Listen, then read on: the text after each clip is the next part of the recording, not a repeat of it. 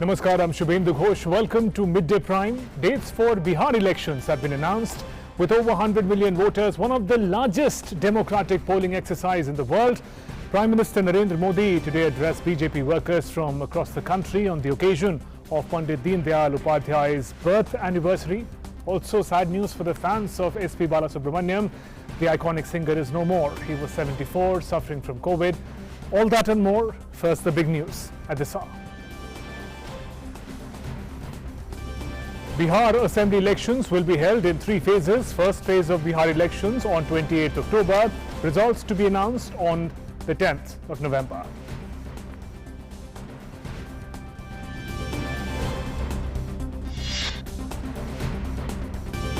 Nation remembers Pandit Deen Dayal Upadhyay Antyodaya Divas organized. Prime Minister Modi addresses BJP workers on the occasion via video conferencing.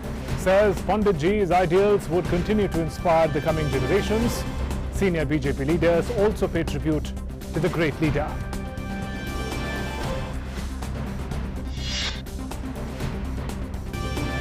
Union Minister Narendra Singh Tomar addresses Kaushal Se Kal Badlenge through video conferencing on Antyodaya Divas.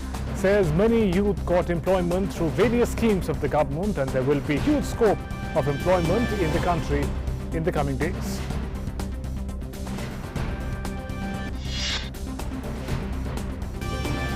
India fighting decisive battle against COVID-19. Recovery rate reaches 81.74%.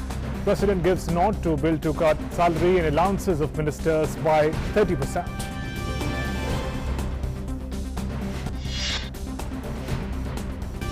Two LET terrorists killed in Anantnag in J&K. Incriminating material including arms and ammunition recovered. Search still on.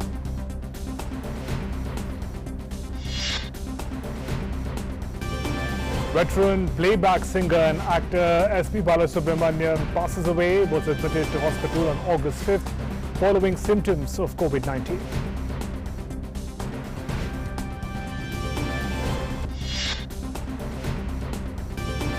In EPL Cup, Liverpool side thumps Lincoln City by 7-2, enters the 4th round. Manchester City and Aston Villa also win.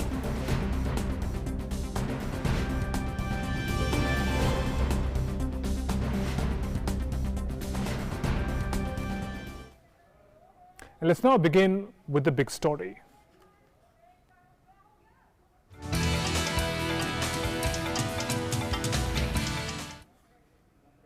Prime Minister Narendra Modi addressed BJP workers from across the country on the occasion of Pandit Deen Dayal Upadhyay's birth anniversary. Prime Minister Modi said Pandit Upadhyay's ideals would continue to inspire the coming generations.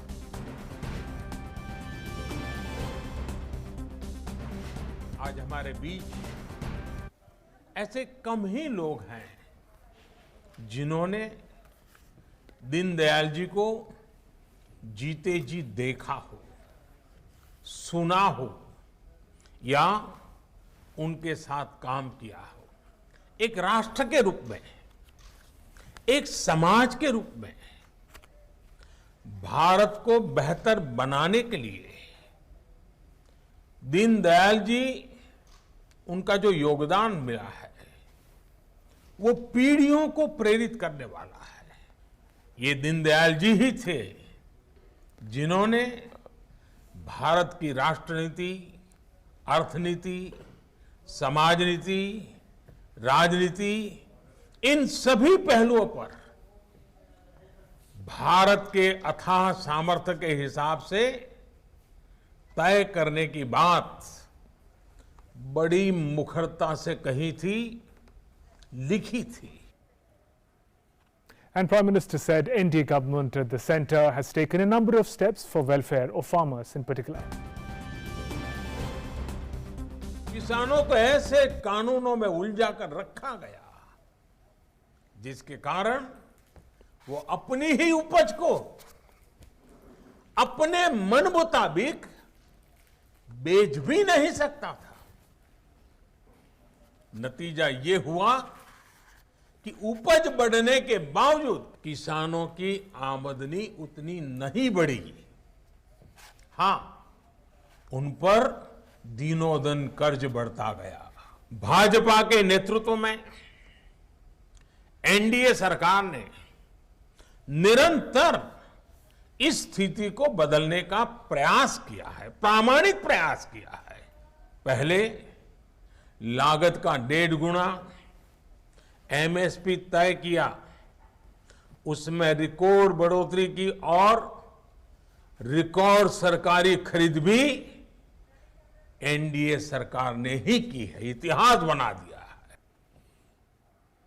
And referring to bills related to labour reforms recently passed by the Parliament, Prime Minister said that through these 4 labour codes, efforts have been made to get the labour colleagues out of the cycle of dozens of laws, the new laws regarding health, safety, convenience and salary of workers.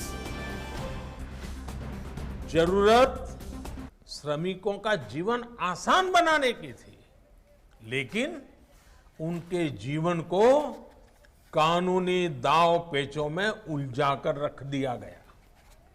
इस वजह से वो इंसाफ के लिए court का रुख करते भी तो बरसों बरस कचहरी के चक्कर ही काटते रह जाते हैं। अब इस स्थिति को बदल दिया गया है। 4 लेबर कोड्स के माध्यम से देश के श्रमिक साथियों को दर्जनों कानूनों के कुचक्र से बाहर निकालने का प्रयास हमने किया है। श्रमिकों के स्वास्थ्य, श्रमिकों की सुरक्षा, श्रमिकों की सुविधा और श्रमिकों के वेतन को लेकर अब कानूनों को सरल बनाया गया है, सहज बनाया गया है। And paying tribute to Pandit Deen Dayal Upadhyay, BJP President JP Nadda said that Pandit Deen Dayal Upadhyay gave the country an alternative ideology through integral humanism. Pandit Deendayal Upadhyay ji ने एकात्म मानववाद के माध्यम से देश को एक वैकल्पिक विचार व्यवस्था दी थी, एक अल्टरनेटिव आइडियोलॉजी जो भारत की मिट्टी से रची बसी रही और भारत की मिट्टी से संस्कार से जुड़ते हुए विचार किस प्रकार से राजनीतिक दल को रखना चाहिए उसका प्रतिस्थापन उन्होंने किया था।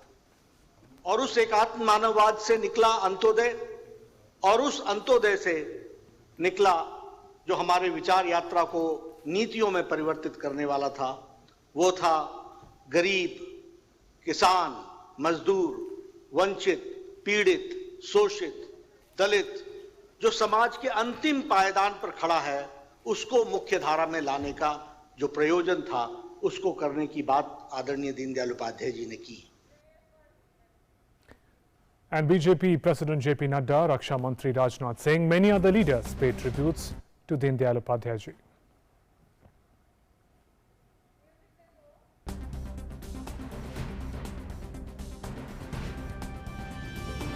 And these are visuals of BJP chief and other party leaders paying their tributes to Pandit Deen Dayal Upadhyay.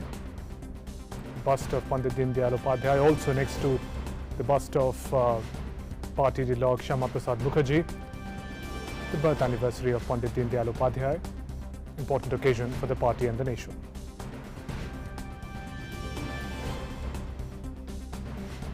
And senior BJP leaders, including Union Health Minister Harshvardhan, BJP National General Secretary Saroj Pandey, National Vice President Shyam Jaju and others paid floral tributes to Pandit Deen Dayal Upadhyay on his 104th birth anniversary in the national capital today.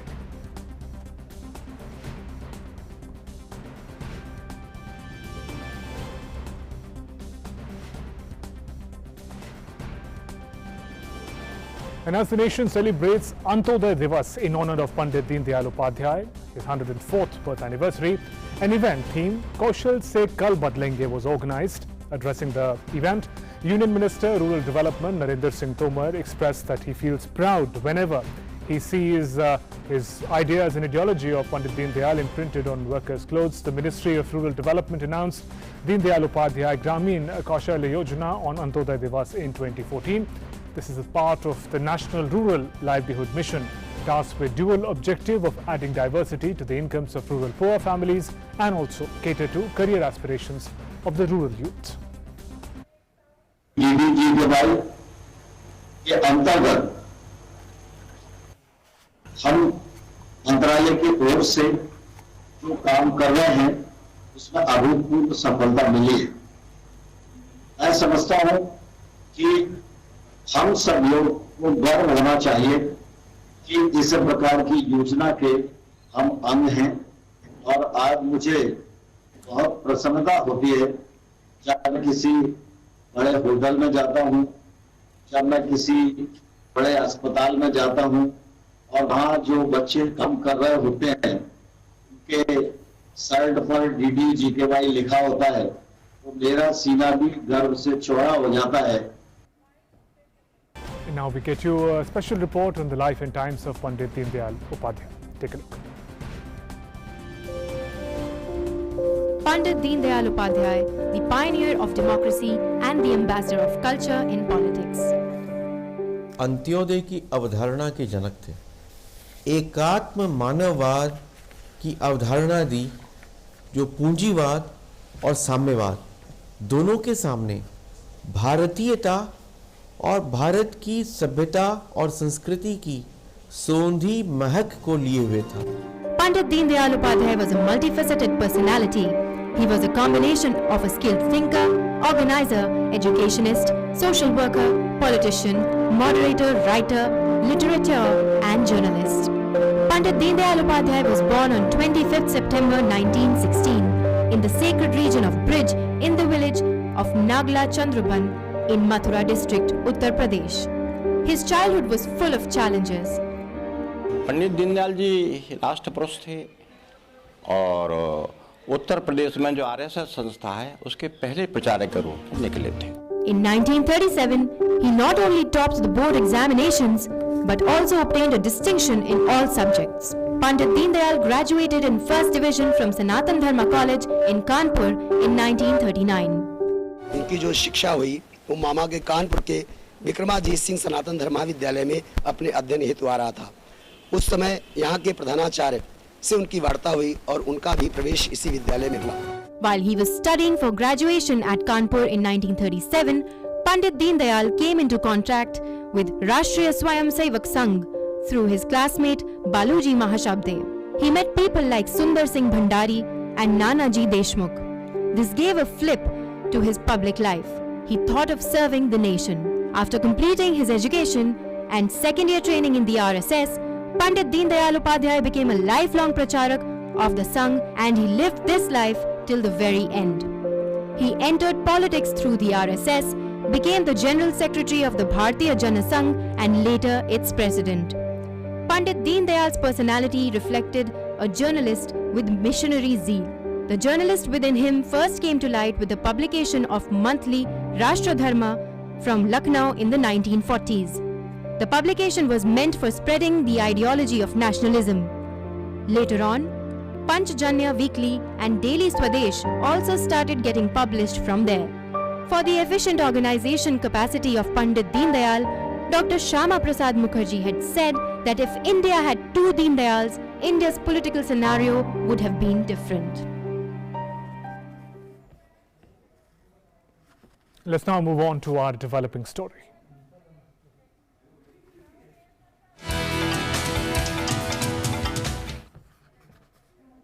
Let's talk about Bihar elections. Chief Election Commissioner Sunil Arora today announced dates for Bihar elections. The term of the assembly in the state of Bihar is due to expire on 29th of November 2020. Bihar Assembly has strength of 243 members, of whom 38 seats reserved for SCs, 2 for STs. While addressing a press conference, Chief Election Commissioner said voting time will be extended by 1 hour and votes would be cast from 7 a.m. till 6 p.m. except, of course, for the left-wing extremism affected areas. It was realized that some way would have to be found to balance the democratic rights of the citizen, of the electorate, to choose their representatives, while also making a very sincere effort and systematic effort to protect the health and safety of the people. Special protocol has been devised for electors who are COVID positive, suspect, quarantine, so that such citizens are able to exercise their franchise without in any way jeopardizing the health of other voters. Polling time has been increased by 1 hour. Polling will now be held from 7 a.m. to 6 p.m. instead of 7 a.m. to 5 p.m. earlier. However, this will not be applicable to the left-wing affected areas. Let's now understand and look at the key highlights of what the Chief Election Commissioner had to say, particularly in the context of the Bihar elections taking place amidst the COVID pandemic. Bihar elections 2020, he mentioned clearly that it's going to be one of the world's largest elections, millions of participants, especially during the COVID pandemic time. So a big challenge both for the administrators and also for the politicians and voters who are going to participate in it. The polling in 3 phases, the state elections, 28th of October polling, 3rd November polling, 7th November polling, 10th of November when the results are going to be declared. So by 10th of November we'll know who's forming the government in the state of Bihar. Remember, 28th to 9th of November the old term was coming to an end. We're talking about Bihar elections, the highlights of what the Election Commission had to say. The present term, as I mentioned, of the Assembly expires on 29th November, so well before that.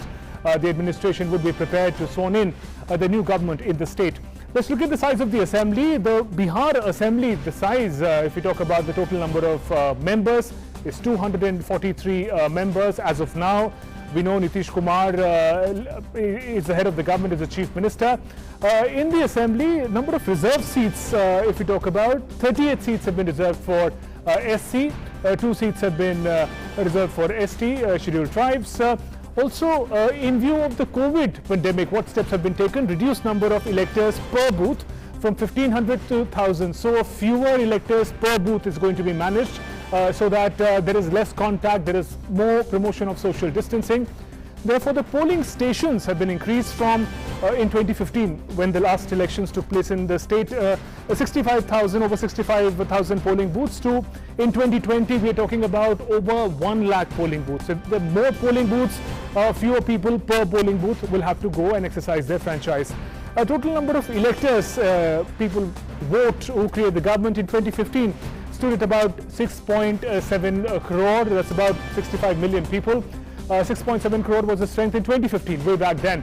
If you talk about 2020, total electors in 2020 stands at 7.2 crore. So significant rise also the number of people who are eligible to cast their vote and elect the new government. If you talk about the demography, male voters in 2020, the number stands at 3.8 crore. Similarly, if you look at female voter, the number stands at approximately 3.4 crore women who are going to be casting their ballot, who are eligible to cast their ballot. Moving on, highlights of the preparation by Election Commission. EVM deployment, large-scale deployment would be required. 1.89 lakh BU, that's the ballot unit. 1.41 lakh CU, control unit, and 1.73 lakh VVPAT machines. So extensive arrangements have been made in view of the pandemic that election polling, counting goes through in a smooth manner. Also, 7 lakh units of, again, the pandemic is crucial, is right at the heart of the election. 7 lakh units of hand sanitizers, 46 lakh masks, 6 lakh PPE kits. Such an extensive arrangement has been made to ensure that the entire polling exercise goes through smoothly. Also, 77.6 lakh face shield, 23 lakh hand gloves have also been arranged so that all the administrators, all the people participating in the electoral process can stay safe. Particularly for the voters, there is arrangement for extensive single-use gloves, so your voters can wear these single-use gloves, cast their ballot, and they can dispose it off. Also, COVID-affected patients can also vote. There's a special, specific time limit that has been given to them. End of the day, whenever their voting turn, whichever phase it comes to. In the last hour, it will be kept for people who are quarantined or people who are affected by COVID, so that no voter is left behind. Special arrangements also has been made in view of the COVID for senior citizens. A postal ballot facility has been made available to senior citizens over the age of 80. Again, in the time of pandemic, we would want senior citizens to stay at home and stay safe. So in that view, these arrangements have been made. Those are, of course, the highlights of what the Election Commission spoke about regarding the preparations for the upcoming Bihar elections. Two of my colleagues are joining us with more updates on the upcoming Bihar elections.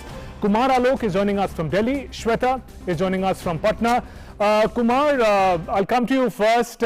It seems arrangements are in place to make Bihar elections COVID-proof. आप देख सकते हैं ये सामान्य election नहीं है, Covid काल में सबसे बड़ा इलेक्शन है और इसी को देखते हुए खासकर चुनाव आयोग ने जो इंतजाम किए हैं, आप देख सकते हैं कि जो बूथ की संख्या 65,000 थी 2015 के चुनाव में, जो अब 1 लाख कर दी गई है। इसके अलावा जो बिहार की जो आबादी बहुत बड़ी है, इलेक्टर्स भी काफ़ी हैं, मतदाता भी काफ़ी हैं, तो उस लिहाज से पहले था कि एक बूथ पे 1600 से लेकर 1700 तक वोटर्स वोट देते थे, लेकिन इस बार उसको मिनिमाइज किया गया है, यानी कि एक बूथ पे, एक मतदान केंद्र पे मात्र 1000 वोटर ही वोट दे सकते हैं। और इसके अलावा सैनिटाइजर की हम बात करें, मास्क की बात करें, हम फेस मास्क की बात करें, तो कोरोना से संबंधित जो भी एहतियात बरतनी चाहिए वो एहतियात बरती है चुनाव आयोग ने। और अब देखना होगा कि बहुत ही दिलचस्प होगा। वर्चुअल रैली की बात हो रही है, वर्चुअल रैली हो भी रहा है, भारतीय जनता पार्टी, जनता दल यू और भी जो विपक्षी दल है वहां पर वो वर्चुअल रैली कर रहे हैं, लगातार वहां पे कर रहे हैं।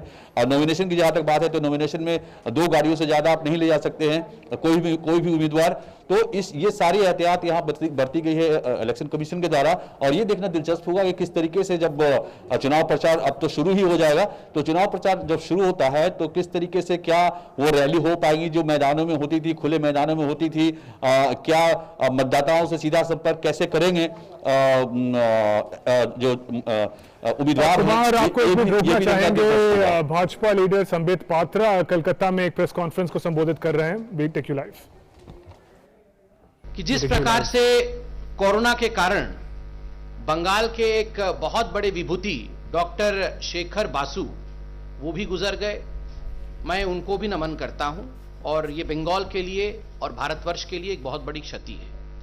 आज का मुख्य विषय जैसे कि अभी बताया गया, फार्म्स बिल जिसको पार्लियामेंट में रखा गया है और पार्लियामेंट में पारित होने के बाद यह अब एक्ट बनने जा रही है प्रेसिडेंशियल कंसेंट के पश्चात। पूरे देश में इस फार्म बिल्स को लेकर एक माहौल बनाने की कोशिश की जा रही है, लोगों को गुमराह करने की कोशिश विपक्षी पार्टियां, मुख्यतः कांग्रेस पार्टी और टीएमसी ये कर रहे हैं। आपने उस दिन भी देखा पार्लियामेंट में जब इस बिल को लेकर वाद विवाद चल रहा था, डिस्कशन चल रहा था, 4 घंटे लोकसभा में चर्चा हो चुकी थी और लगभग 4 घंटे राज्यसभा में चर्चा होने के पश्चात जब आदरणीय नरेंद्र सिंह तोमर जो हमारे कृषि मंत्री हैं वो अपने विषय को रखने वाले थे, उसी समय वेल में उतर करके जिस प्रकार की अराजकता की गई और खास करके डेरेक ओब्रायन द्वारा जो कि बंगाल के सांसद हैं, यह अपने आप में बहुत ही लज्जाजनक है, बहुत ही चिंताजनक है। भारतीय जनता पार्टी डेरेक साहब के इस व्यवहार की कोटि कोटि हम निंदा करते हैं। मुख्यतः 3 ऐसे बिल हैं जिनके विषय में आज चर्चा करना है। The Farmers Produce Trade and Commerce, the Farmers Empowerment and Protection Agreement on Price Assurance और Amendment of Essential Commodities। मैं इसको बहुत साधारण तरीके से रखूंगा ताकि जो बंगाल का किसान भी आज इस प्रेस कॉन्फ्रेंस को सुन रहा है वो इस पूरे विषय को समझ सकता है। आपने देखा होगा जब से भारत आजाद हुआ है, किसान सब करते थे कि हाय किसान, किसानों को किस प्रकार आगे बढ़ाया जाए, मगर किसानों की वास्तविक चिंता कोई नहीं करता था। एक उद्देश्य इन विपक्षी पार्टियों का जो 50 साल से भी अधिक समय तक केंद्र में सरकार में रहे, उनका उद्देश्य रहा था किसी भी कीमत पर जो गरीब है उसको गरीब ही रखना है। जब गरीब रहेगा तभी जाके हमारी सत्ता चलती रहेगी, तभी जाके हम आगे बढ़ते रहेंगे। इसी उद्देश्य से चाहे वो कांग्रेस हो जिसमें ममता जी पहले थी, चाहे वो कम्युनिस्ट रूल के बाद जो तृणमूल का राज यहां आरंभ हुआ है, इन सबका एक ही उद्देश्य था, गरीब रहे। और यही किसानों के लिए भी था कि किसान कभी भी स्वतंत्र ना हो सके। भारत तो स्वतंत्र हो गया, 1991 में लिबरलाइजेशन ऑफ इंडियन इकोनॉमी की बात हुई, मगर लिबरलाइजेशन ऑफ एग्रीकल्चर जो कृषि क्षेत्र है उसके उदारीकरण के विषय में किसी ने नहीं सोचा है। आज पहली बार नरेंद्र मोदी जी की सरकार ने, जब से नरेंद्र मोदी जी प्रधानमंत्री बने 2014 के बाद से आज तक जिस प्रकार कृषकों के लिए निरंतर उन्होंने काम किया है, जिस प्रकार उन्होंने ये बिल, उससे पहले भी कई काम हैं ये किए हैं, ये अपने आप में दिखाता है कि नरेंद्र मोदी जी की सरकार एक कमिटेड सरकार है जहां तक किसानों के हित का विषय है। बंधुगण, जो पहला बिल है उसके बारे में That is BJP spokesperson Sambit Patra addressing a press conference. We'll return to our big story on the Bihar elections. My colleague Kumar Alok and Shweta continue to be with us. Kumar, अपनी बात अगर आप पूरी करना चाहें, Covid काल में जो ये बिहार इलेक्शन हो रहा है, कितना बड़ा चैलेंज है? शासन के लिए जो प्रशासन जो चुनाव मुनक्किद करवाएगा उसके लिए एक बहुत बड़ा चैलेंज है और एक अपने तरह का नया अनुभव होगा, खासकर कर्मचारियों को और खासकर मतदाताओं को भी। जैसे कि हमने बात की कि एक बूथ पर 1000 ही मतदाता अपना वोट कास्ट कर पाएंगे। अब देखना होगा कि सोशल डिस्टेंसिंग का कैसे वहां पालन करवाती है प्रशासन। तो प्रशासन जो होगा, एडमिनिस्ट्रेशन होगा, चुनाव आयोग के लिए बहुत बड़ी चुनौती है कि इस कोविड काल में किस तरीके से सफलतापूर्वक विधानसभा चुनाव को संपन्न कराया जा सके। जी, और श्वेता आपसे जुड़ना चाहेंगे। Shweta, my colleague is joining us from Patna. Again and again we're coming to the idea of the elections taking place in the time of the pandemic. Shweta, what does it mean for the election commission officers, administrators, for people who are going to vote to elect a new government? All right, I think there's been some connection issue with Alok and Shweta. We'll connect with them later again. Special guest Mr. Sanjay Singh, senior journalist, is joining us now to talk about Bihar election. Welcome, Mr. Singh, to our program. Now, elections to Bihar are always exciting from political perspective, very interesting. But what do you think makes these elections particularly challenging and special, given the pandemic that is affecting all of us? First, 7.2 crore voters are going to poll on three phases. That is very important. Some elections have taken place in parts of the world, but 7.2 crore people exercising their franchise, and say Bihar population is roughly twice or thrice of that size. That's very important. This happening in a state where not only corona problem is there, but also flood situation is also bad in parts of Bihar. That's another challenge. Fact remains that look at these elections. These elections are very, very unique. And not only people in the country, people outside, across the world will also be watching these elections very keenly. These elections are also very significant because for the first time in Indian history, and for the first time, likewise as to what is going to happen in Bihar, would also be unique to the world. Elections in India were went for people-to-people contact. This was a time when people, leaders, party workers, they would go down to people, talk about their achievements, their programs, and seek people's vote. This time around, that is not going to happen. Bihar used to see big rallies. Yes. Again, rallies are not going to be. Prime Minister Narendra Modi's rally, everybody is going to miss because he was very popular in that sense to people of Bihar. His rallies were a huge success. Not only Prime Minister, but also other leaders would not be able to campaign.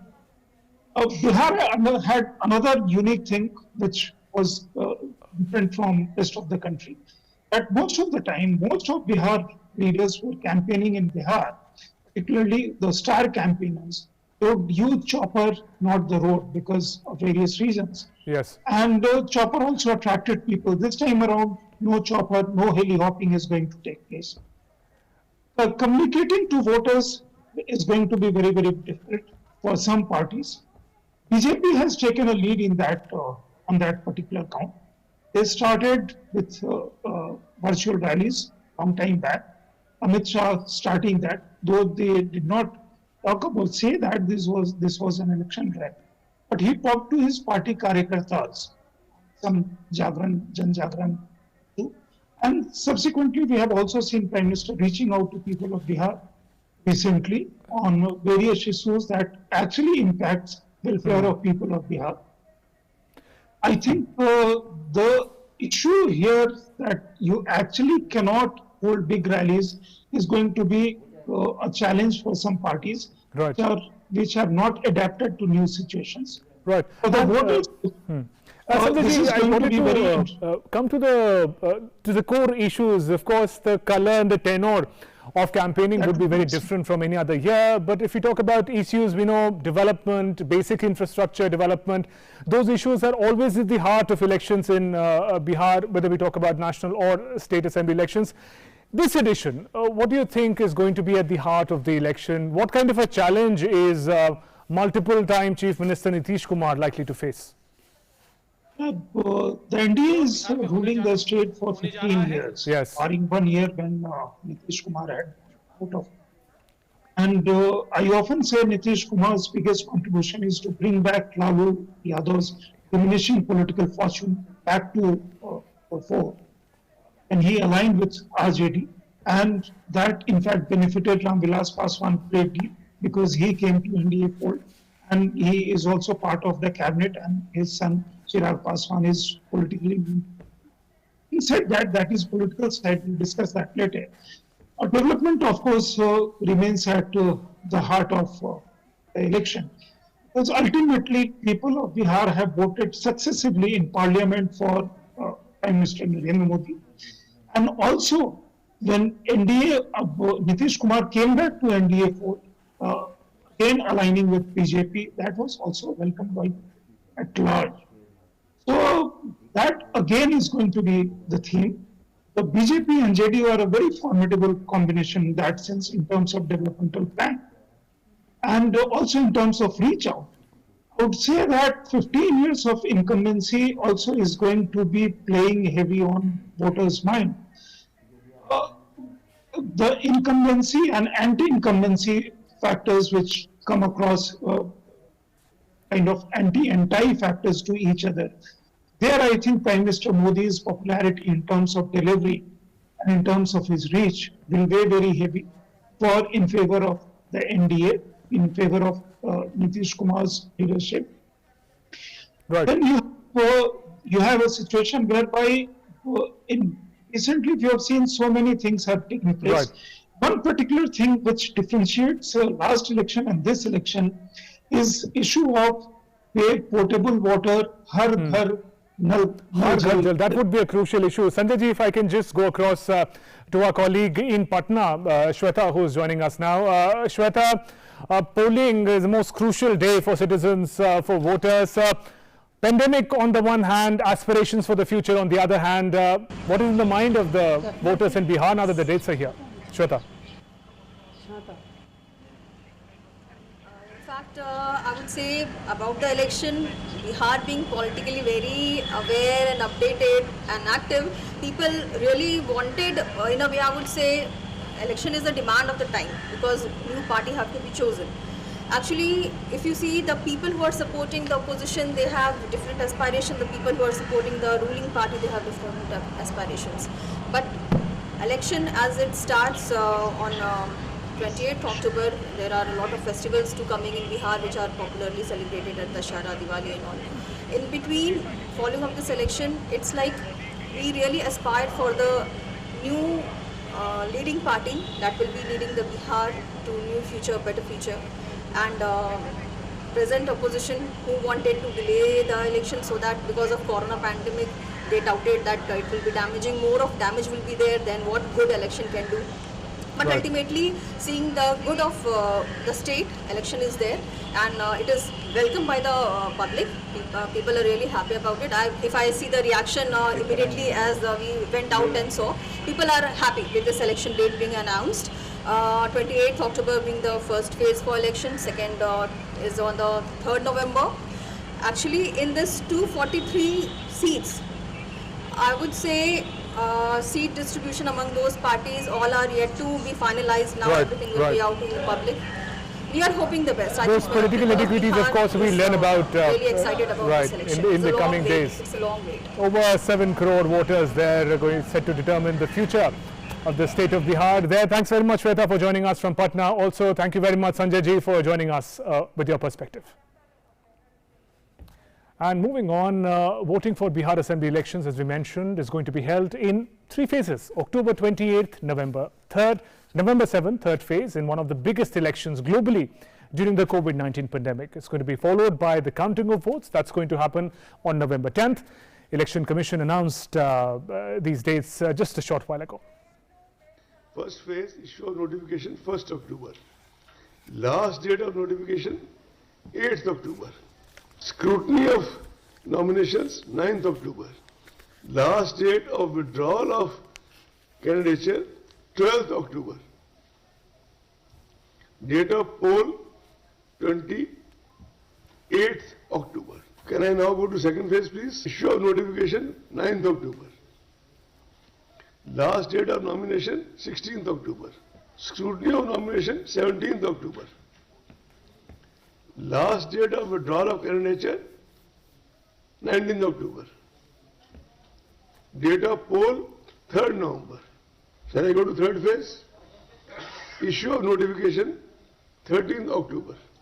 Last date of nomination 20th October. 20 October. Scrutiny of nomination 21 October. 21st October. Last date of withdrawal of candidature 23rd October. 23 October. Date of poll 7th November. 7th November. Counting of votes 10th November. And let's look at some other stories now in National Prime segment.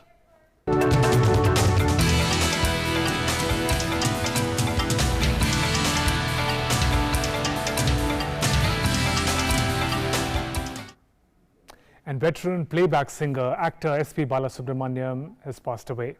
He was admitted to hospital on August 5th following symptoms of COVID-19. Balasubramaniam came to international prominence with 1980 film Sankarab Harnam, directed by K. Vishwanath. He received his first National Film Award for Best Male Playback Singer for his work. He also received National Film Award for Best Male Playback Singer in his Hindi film Ek Duje Ke Liye in the year 1981. Balasubramaniam won Filmfare Award for Best Male Playback Singer for the song Dil Deewana for Bollywood actor Salman Khan in the blockbuster film Maine Pyar Kiya in the year 1989. Much of the next decade, S.P. Balasubramaniam continued as the romantic singing voice for Khan's films.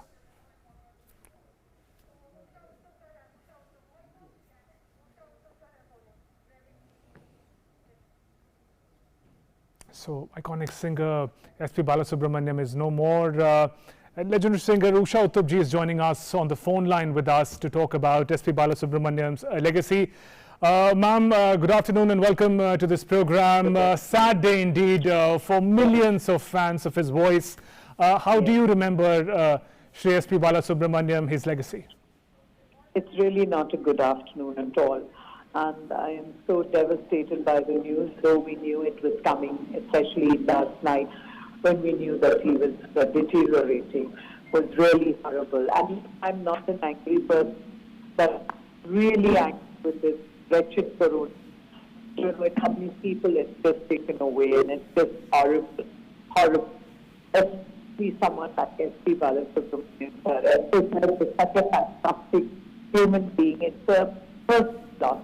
Personal, I mean, for eternity, it is the biggest loss you could ever imagine.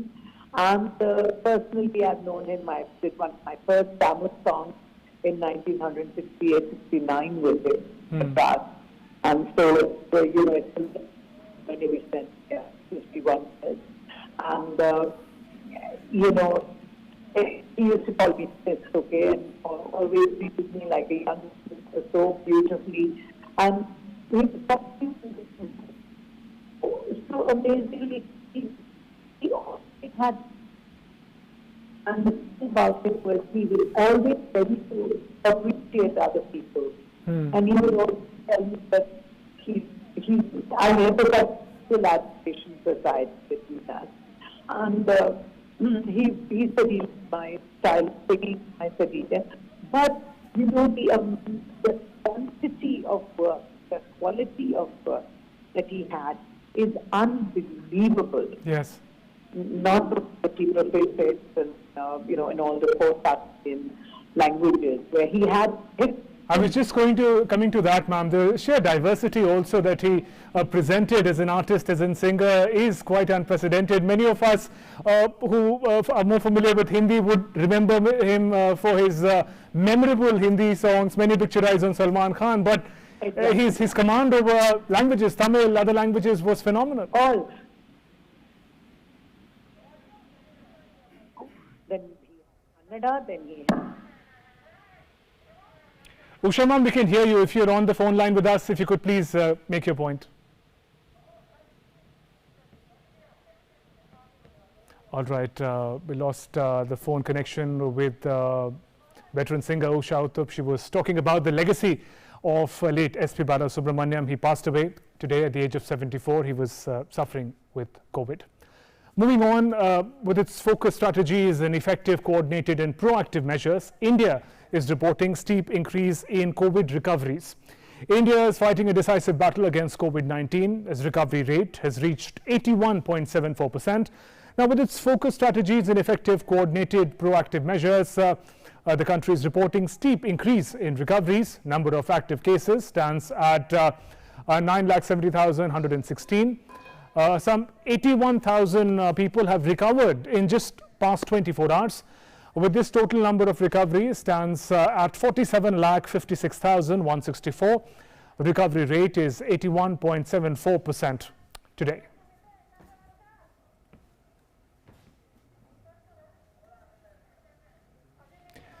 And those are the latest data vis-a-vis COVID-19 in the country.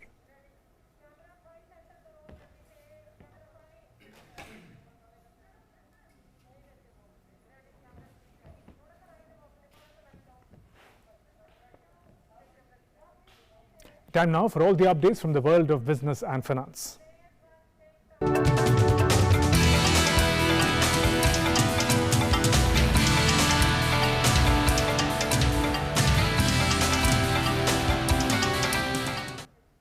My colleague Ajay Mishra joins us now. Ajay, over to you.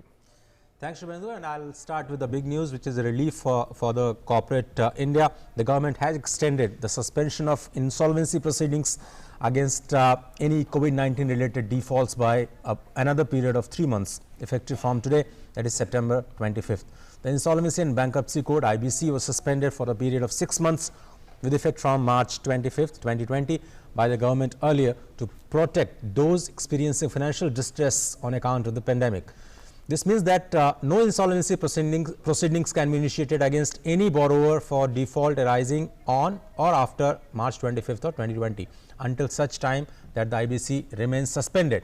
The government has now decided to further extend the suspension for another 3 months until the last week of December under the newly inserted section 10A of the IBC. While suspending the IBC in June, the government has said that it was difficult to find any adequate number of resolution applicants to rescue a corporate person who may default in the discharge of their obligation. Therefore, it has decided to suspend the sections 7, 9 and 10 of the IBC to prevent the initiation of any kind of insolvency proceedings for COVID-19 related defaults, and that's a big relief for the India Inc. Moving on to the markets, after the 5 days of fall, domestic stock market jumped nearly 2% on Friday, bouncing back from the longest losing streak since February amid strong buying interest in IT stocks. S&P BSE Sensex rose 706 points or 1.93% to touch 37,260 mark, the strongest level of the day, and the broader Nifty 50 benchmark climbed as high as 11,012, up 206 points or 1.91% from yesterday's close. However, selling pressure in the banking and financial services shares after the government extended the suspension of bankruptcy financial filings limited the upside in the markets. And gold and silver prices in India remain under pressure today also after a brief respite in the previous session. On MCX, the October gold future were down 0.27% at 49,771 per 10 gram in its fourth decline in 5 days, while silver futures on MCX were down 0.5% to 59,329 per kg.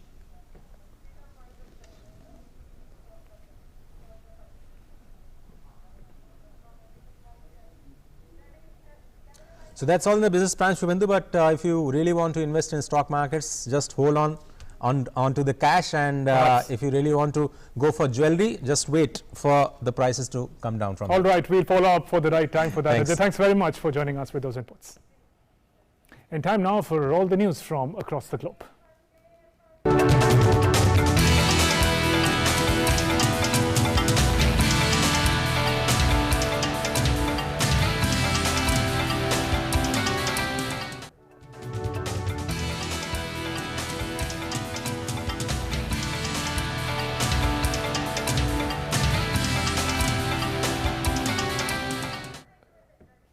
The European Union has unveiled a long-awaited migration pact which aims to streamline the asylum process among member states.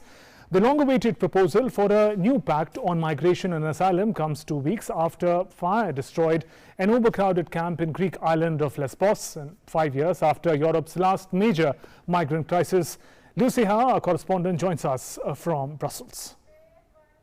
These plans have been developed with the aim of creating a single cohesive EU policy on migration and to avoid the mistakes made during the migrant crisis of 2015 and 2016. The pact looks to expedite border screening processes at the EU's external border and to give member states the choice either to grant an individual asylum or to return anyone who doesn't qualify back to their home country, or to help provide logistical support for them to make that journey. But there are concerns from human rights groups about that policy, namely that countries that are known to be hostile to migrants, that voted against mandatory refugee quotas, would be tasked with detention and deportation. Countries like Hungary and Poland, which are already drawing concern for breaches of rule of law, of human rights and judicial independence, and a crackdown on media and NGOs that would be working directly with refugees. Still, the EU's Commission Chief Ursula von der Leyen says the new pact will be about striking a balance between the benefits and the burdens of migration. Nonetheless, this is still likely to be a hard sell, not just to countries like Hungary and Poland, but also to Italy, Greece and Spain, who still feel that they'll be shouldering an unfair share of the responsibility. Lucy Hoff, DoorDash News, Brussels. Talking about American politics, US President Donald Trump will accept the results of the elections if it is free and fair, according to White House Press Secretary Kelly McEnany, amidst a raging controversy on the president not committing himself to a peaceful transition of power in case of a defeat in the November 3rd polls in America. McEnany also said Trump will accept the results of a free and fair elections, but she thinks that the question is more fitting to ask Democrats, who have already been on record saying that they will not accept results of the elections.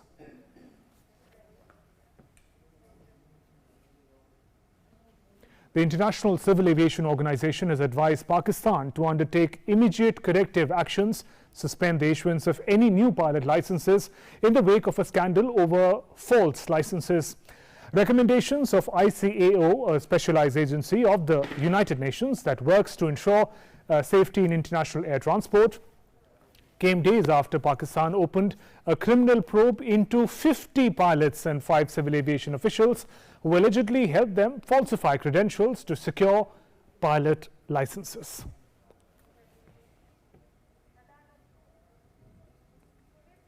Just think about the safety of air passengers in Pakistan. Moving on, United States, China, Russia fought on Thursday during a United Nations Security Council meeting on coronavirus pandemic after UN chief warned the body that if climate crisis was approached with the same disunity and disarray of COVID-19, then, I quote, he says, "I fear the worst."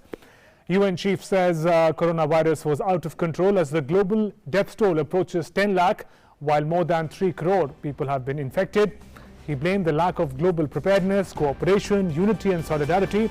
He further said that pandemic was a clear test of international cooperation in which we have essentially failed.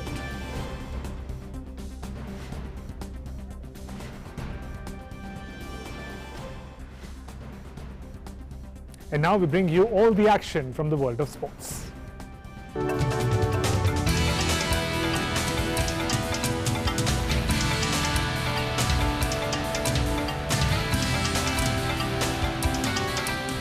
colleague Suchitra has all the updates. Suchitra, over to you. Thank you, Shubhendu. Let's start with some football action. Bayern Munich defeats Sevilla 2-1 after extra time on Thursday to lift the UEFA Super Cup. Bayern completed a quadruple under coach Hansi Flick in the first European game played with fans in the stands since the sport returned amid the COVID-19 pandemic. Bayern, unbeaten now in 32 consecutive matches, also won the domestic league and cup double as well as the Champions League after Flick took over last November. The last defeat dates back to December 2019.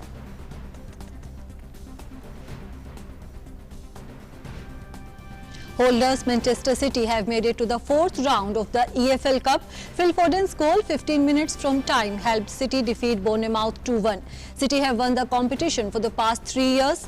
Manager Pep Guardiola admitted that he had been forced to name a youthful side to prioritise their Premier League campaign due to a shortened pre-season and a series of positive coronavirus tests.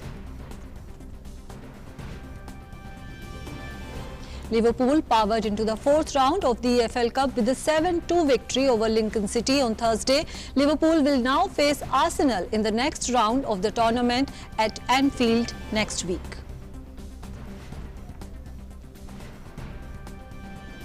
On to tennis now.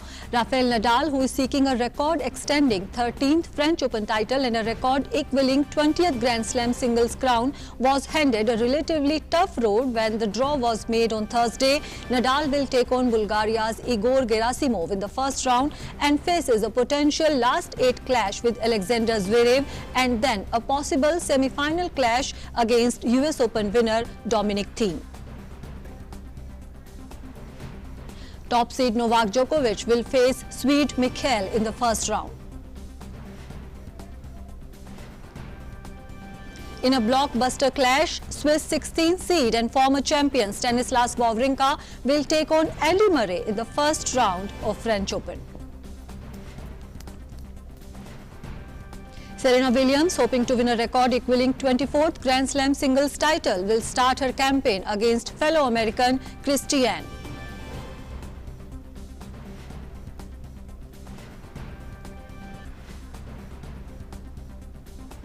Serena was drawn in the same half as top seed Simona Halep faces a potential fourth-round clash with US Open runners-up Victoria Azarenka.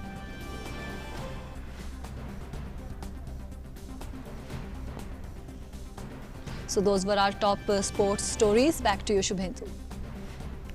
Thanks very much, Suchitra, for joining us with all the action from the world of sports. And time now to find out what's in store in Life Prime today.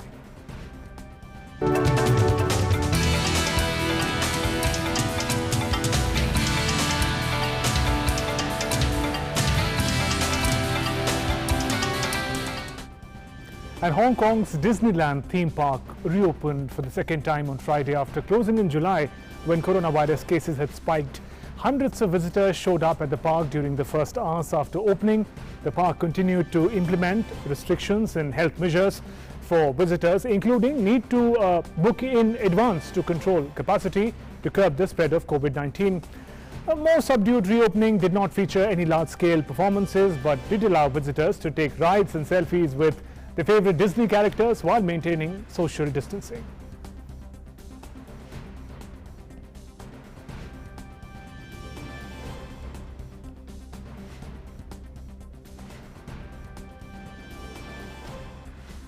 And Miuccia Prada went back to her trademark minimalist style for her first collection with Belgian designer Raf Simons, who joined the Italian fashion group as co-creative director in February. The pair's Spring-Summer 2021 women's show was streamed live on Thursday for Milan's Fashion Week, where most collections are being presented digitally and without any audiences due to social distancing rules for coronavirus pandemic.